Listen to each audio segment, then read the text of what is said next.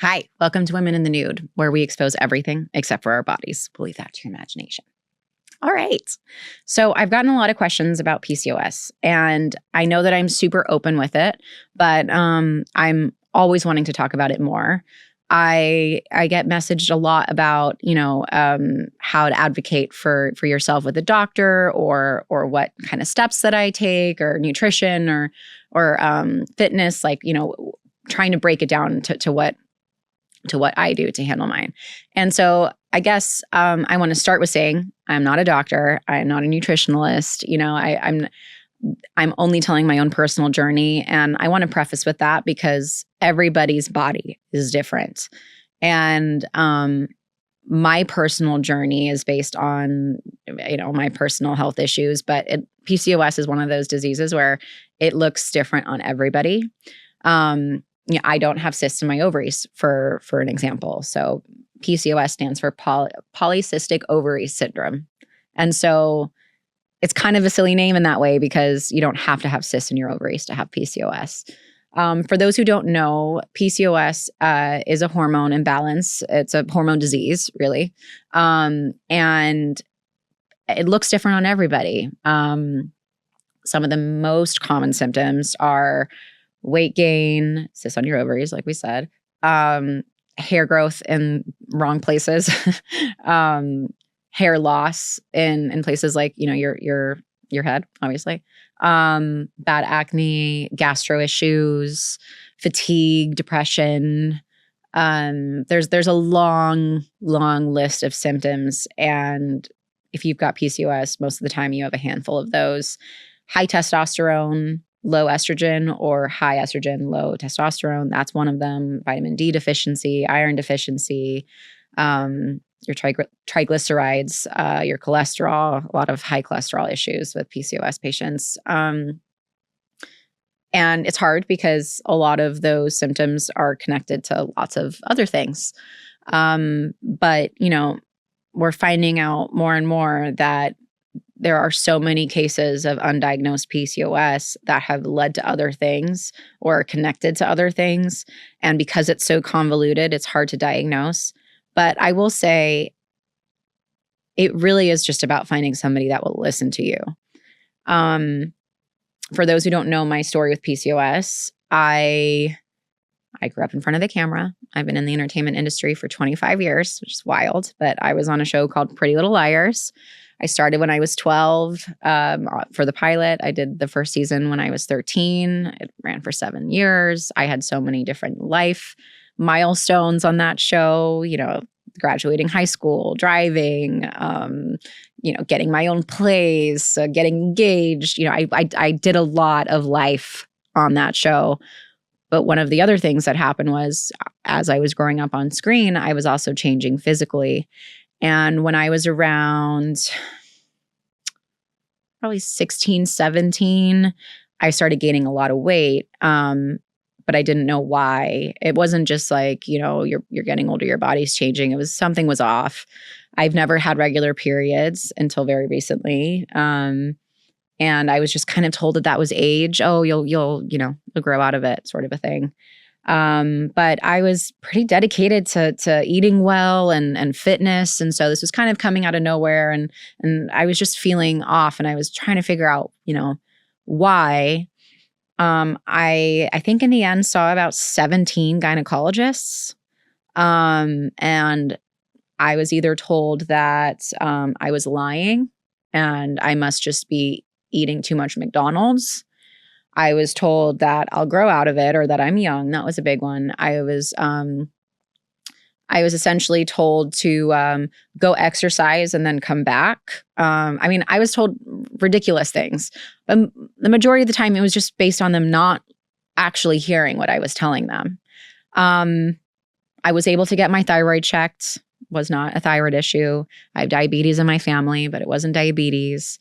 And nobody could give me an answer. And in the meantime, I'm dealing with social media being, at its growing stages. Twitter and Instagram were very popular or starting to become really popular. And Pretty Little Liars was such a fan engaging show, one of the first to do a lot of what we did.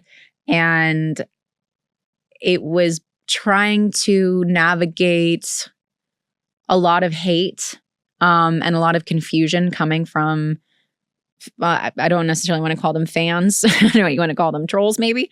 A lot of people had a lot of questions and a lot of mean things to say. And what I realized was I'm also trying to figure it out. I don't have an answer for them. And this, it girl that I'm supposed to be playing, that I looked the part for in the beginning, I don't look like everybody's vision of an it girl anymore. And that was super challenging. It was challenging because of my character. It was challenging because of the way that people were seeing me. Designers didn't want to dress me. They told me to go to Saks.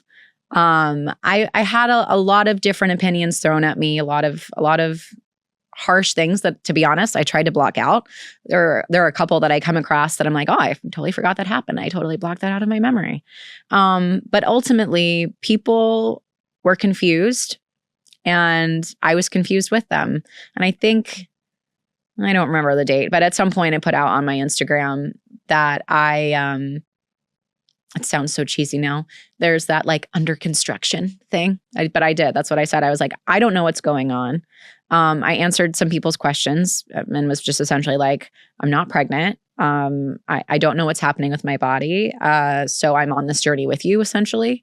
I think it's natural for people to be interested. And, this is not new. People do this all the time where somebody looks a little bloated and they're like, oh, is she pregnant?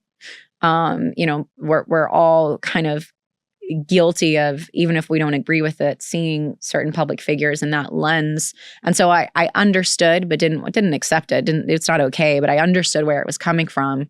Finally, somebody told me, hey, have you been to an endocrinologist? And I said, no, but I'm willing to try anything at this point. I went to an endocrinologist. She listened to all the things that I said I was going through. And she said, I think you've got PCOS, but I need to do a blood test to make sure. And I basically said, what the fuck is PCOS? I've never heard of that before. She explained what polycystic ovary syndrome was. I already knew before that blood test that I fell into all of those categories, or a lot of them. And when the blood test came back, that was right. I had really high testosterone, very low vitamin D. My triglycerides and my cholesterol was all over the place. I, had irregular periods. We weren't sure if I had cysts on my ovaries yet. That was before I got that checked out. My weight gain, for transparency, I gained 70 pounds in a year. And no matter what I did, I couldn't get rid of it. One of the first things that she told me to change was my diet. And I was like, well, I'm doing everything I can. I mean, I can't eat enough vegetables and I can't run anymore. Side note, what was happening was I would, do HIIT classes, or I would try and run, or like any sort of cardio activity. I would really be like on the verge of passing out. My body was not handling it and I couldn't figure out why. I would literally feel nauseous eating vegetables sometimes, as stupid as that sounds. Like my body was like rejecting anything that I had thought was healthy all my life. And so she's essentially said, stop that. She said, do some low impact workouts like Pilates, like weight training, go on a higher protein, mid to high fat diet. She said it might sound counterintuitive, but people with this type of disease, their body responds to this and it doesn't respond to all the other classic things that you've been told. And she even said things might change, but for now, let's just see what that does. She's a great endocrinologist. She's not somebody that just wants to prescribe lots of pills or birth control. I was really nervous about putting any sort of thing in my body that was unnecessary, especially one with more hormones. And she was that way inclined that if something is not necessary, we're not going to do it. Slowly but surely, things started changing. But I will say one of those biggest changes was just purely having a diagnosis. Because now that I knew what I had and that I had a title for it, everything felt like a huge relief, because it was like, okay, now I know that I'm not crazy. And all the people that have been telling me that I'm crazy are wrong. I'm not crazy. Now the next step is, how do I get better? And And that was just, it felt like such a good step forward, because at least now I had something to say that was real. And that was like, there was evidence.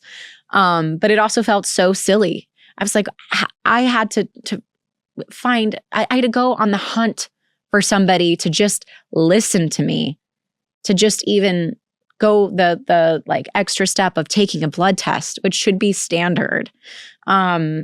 So I was equally very frustrated, but so glad, obviously, that I found her.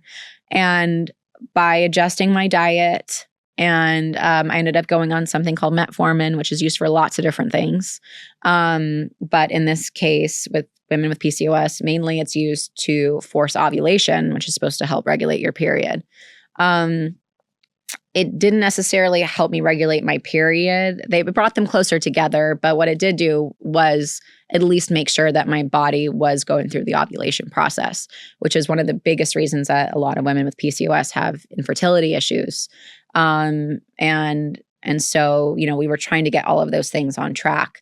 And I would go through phases where I would be, losing weight or maintaining my weight. And then all of a sudden I would have a stressful week and I would gain 10 pounds, 15 pounds, 20 pounds out of nowhere. And so it wasn't like it was a quick fix and everything just went away. It's been a roller coaster.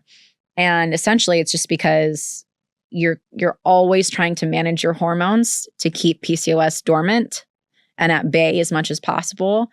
But life gets in the way. Things like stress, make your hormones go crazy. You're going through a hormonal change every month. Your cycle dictates, different hormones and at different times. And so there are so many things like food, like environment, like stress that influence your hormones. And it just feels like this like twisted game that you're playing, just trying to like keep your body at a normal level. Sleep is a huge one. And so that was just such a frustrating journey. But at the same time, it was like, well, at least I can see some progress. Even if there's a step back, at least there's a step forward in there. What we ended up finding out, which I haven't really shared until right now, is that my epilepsy was connected. So I don't think there's a very small amount of people that know that I have it. I had kept it from everybody at work because I didn't want there to be any, there was shame involved, where it was like, I didn't want anybody to think that I wasn't like capable of working, or that anyone would be scared to hire me because, I'm a liability. There's a lot that goes into that, but I'm going to backtrack and tell you that portion because I promise it correlates. And who knows, it could help somebody. When I was 15, I had my first seizure. And I was just curling my hair in the morning, getting ready for, ironically, a press day for our first Halloween episode for PLL. I was curling my hair, and the next thing I know, there were paramedics around me. So I had a grand mal seizure, went to the hospital. They, did tests and whatever, what they could in that that time, that overnight stay. Couldn't find anything immediately wrong. Obviously, I went to see a neurologist, but that was a couple of days later. That day, this shows you how much I love my job to a detriment. Generally speaking, when you have a seizure, you have a terrible migraine and you're nauseous and your body is just, going through a lot. And I was like, I have to go to this radio show to promote PLL. I was like, no, don't cancel it. I want to go. And midway through this interview, sorry for anybody that's like grossed out by this stuff, but midway through the interview, I'm like looking at the guy that's interviewing me, and I throw up in my mouth. And I just swallow it and had to say, look, I'm really not feeling good. I have a really bad migraine right now. And they were like, okay, well, yeah, let's wrap this up. And that's a perfect example of not putting your health first. That interview could have waited. But that's a whole side note. So went to this neurologist, had a CAT scan, had an MRI, had all the tests, and there was nothing to really explain it. And so, at first you're like, well, hopefully that never happens again. Hopefully it was just this one-off weird thing. Maybe I was dehydrated. I don't know. You got a list of things that you try and kind of rationalize that with. but that was not the case. I think it was probably 7 or so months after that I had another one. And so I started going on medication and we could never figure it out. And I would say every couple years I would have one. And it was only until I got diagnosed with PCOS that I started asking the question, I wonder if periods I wonder if my PCOS and my epilepsy is correlated. There's a lot of women in their 20s that have epilepsy that they grow out of. And it's kind of a phenomenon, but it's starting, like studies are starting to show that it's hormone based. And so because I never had a regular period and didn't know when I was ovulating, I didn't know if that theory was correct. But a lot of male neurologists told me that I was crazy and that's not the case and until one. So we have correlated that a lot of my seizures, I'm at risk for a seizure when I'm close to my period or on my period, which is an interesting revelation, which shows that when your hormones are fluctuating, your body can be under stress. And if you've got something like PCOS, there's a lot happening in your body. And those two correlations, it's hormone spikes and lack of sleep. And that duo is really bad for me. Not to say that that's going to be the case for everybody, but for my reality, that's what, that common denominator is. So every time around my period, I know that I'm at a higher risk of having a seizure, and you kind of try and plan accordingly. But that was just, throwing another spoke in the wheel. In retrospect, you start realizing certain things like that correlation where those weight gain spikes, I would also correlate that now to having a seizure. My body was under a lot of stress. It would mess with my hormones, and I would gain a strange amount of weight in that short period of time and then struggle to lose it again. But man, what a roller coaster. When we decided that we wanted to have a baby, we thought that it was going to be a really long journey. And I didn't really know if I was ovulating correctly. I couldn't dictate if I was, I didn't have a normal period. So I wasn't sure. We were just kind of like guessing all the time. And I was really lucky to not have any infertility issues. I think the main reason for that is because I don't have cysts on my ovaries, but a lot of women with PCOS do. We got pregnant. It was a healthy pregnancy. I didn't get gestational diabetes like a lot of women with PCOS do when they're pregnant. So that was a huge blessing. But I gained a lot of weight, more than expected. I had something called pelvic dysfunction, which if you don't know what that is, like I did not know what that was until I was pregnant. It's when your body releases too much relaxin, the hormone that kind of relaxes, surprise, your muscles the closer you get to labor to make sure everything is a little bit more loosey-goosey. That released too early. And so around 3 to 4 months pregnant, my muscles basically just weren't holding my pelvis together, which is a big challenge when you want to walk and do normal things in life, like climb upstairs. When you're pregnant, you're supposed to sleep on your side, and that's my preference anyway.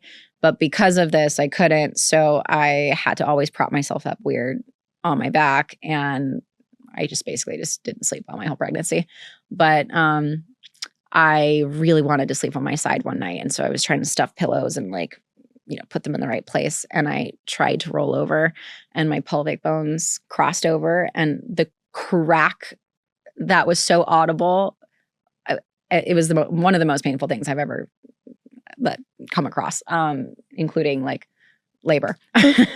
My husband freaked out. Hudson was like, "What the fuck was that?"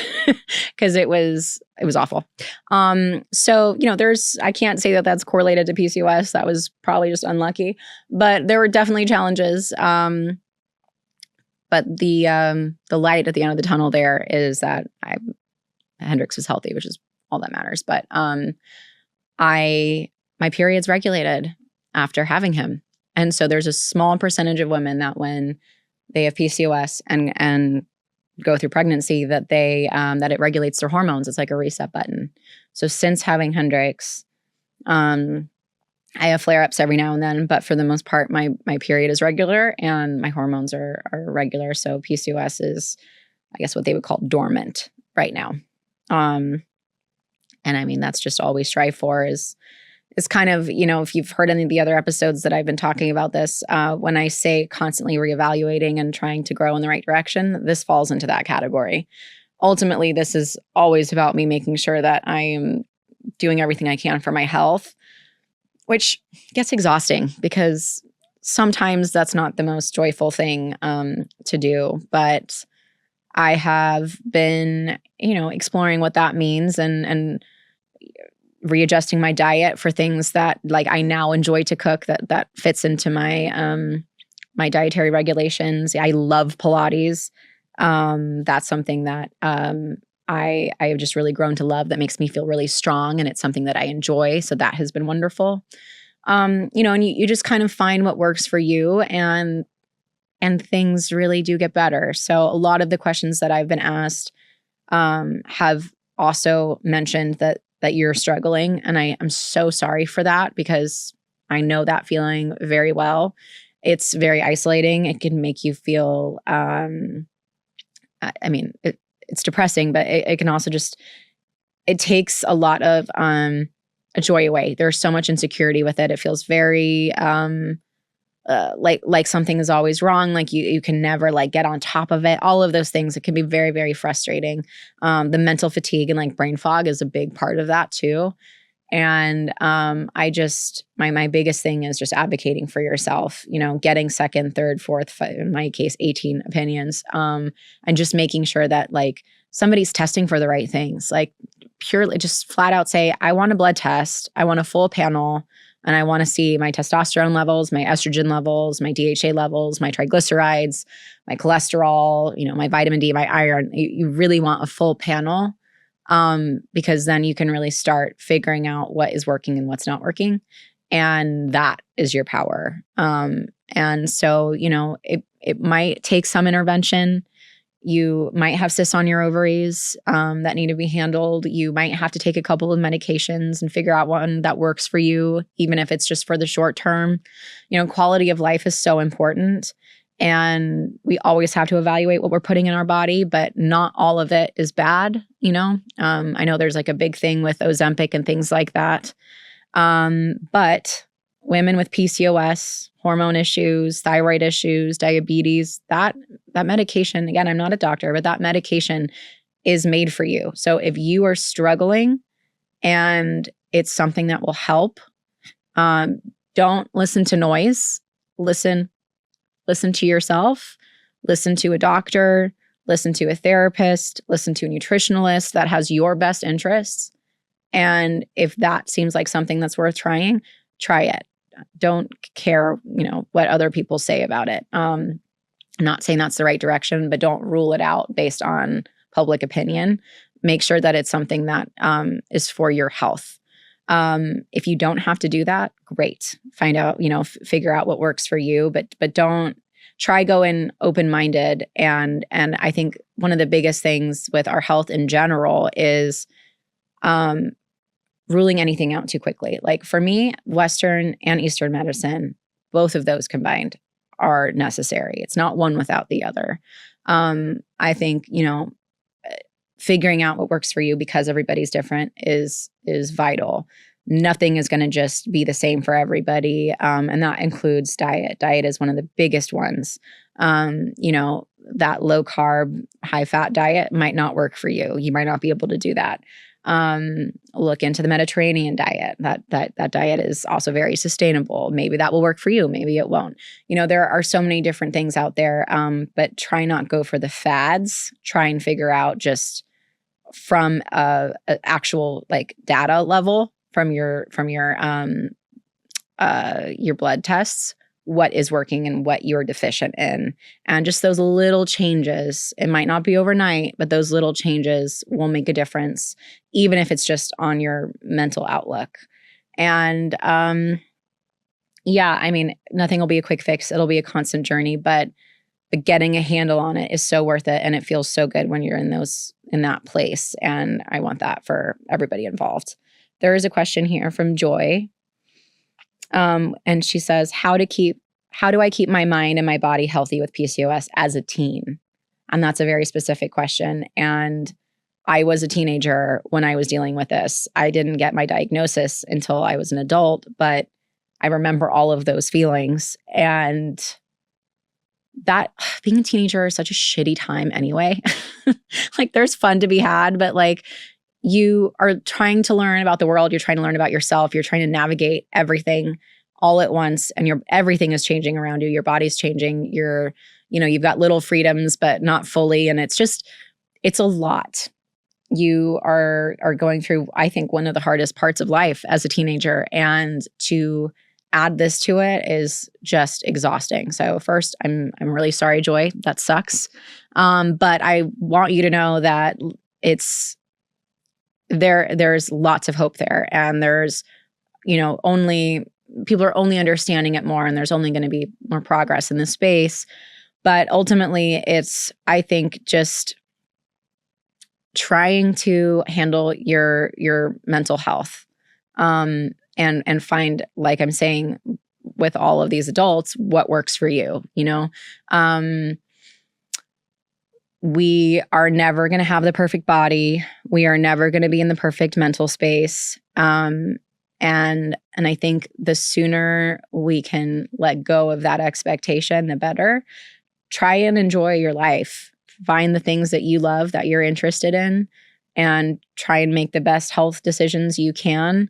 If you have access to healthcare, try and make sure that you're advocating for yourself, and that you still get those results from your blood tests and you figure out what works for you. Advocating for yourself is going to be your most powerful, tool in your pocket for the rest of your life. So the sooner you can find your voice there, the better it will be. But there's definite hope. There's definite, there's good outcomes in this place, in this space. And as you get older, we will hopefully see those things happen faster. So I'm sorry that you're going through it, but there's definitely light at the end of the tunnel, and we'll be figuring it out together. Hannah said, what did I do to look and feel healthy again after pregnancy? And we've kind of covered this, but definitely happy to go into it more. When I recovered from my diastasis recti surgery, which is basically just my abs didn't come back together. I could feel my organs, and that was a really weird feeling. But getting that surgery done was essentially just putting my abs back where they were supposed to be. And because of that, a lot of my chronic back pain went away, which was miraculous.